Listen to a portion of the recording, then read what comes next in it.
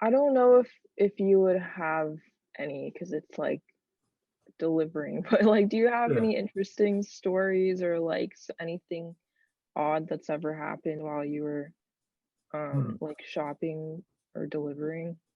Yeah, I probably have a couple. Let me think. Um, I mean, probably the most interesting one that's happened with Shipt. So I mentioned like you get offers from people you've shopped for before.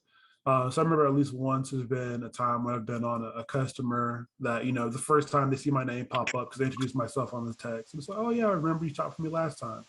Then, you're friendly with them.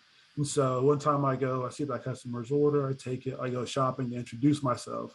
And as I'm like halfway through the shop, she texts me, oh, I'm just seeing this. I'm sorry. I'm actually in Colorado right now. I forgot to change my location. So like it was a customer that was like really nice or whatever and usually tips. So I said, no problems, no worries. I understand things happen.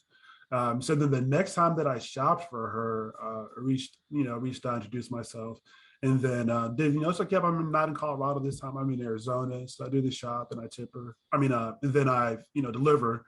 And then I got my tip. It was actually, she's like, oh, hey, by the way, I threw a little something extra on there because last time you were so nice and yada, yada, yada.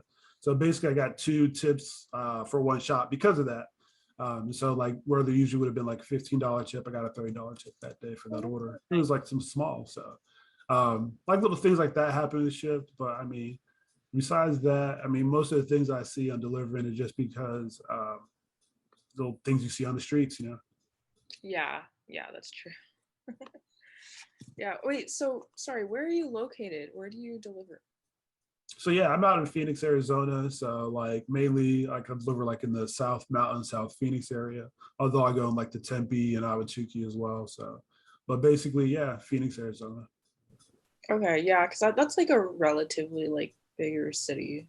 So I'm sure Yeah, there's lots of like there's lots of opportunity to like do these gig apps and like driving apps there. yeah. Especially, I mean, it's a big city. A lot of people are moving to Phoenix, so the population is growing. And I think for the most part, like from like a I don't know. I guess people who do tech stuff, like a lot of people are technologically proficient out here. So a lot of people just um, are ordering and doing all that stuff as well, whether they be driving for it or they be the consumer side. Yeah.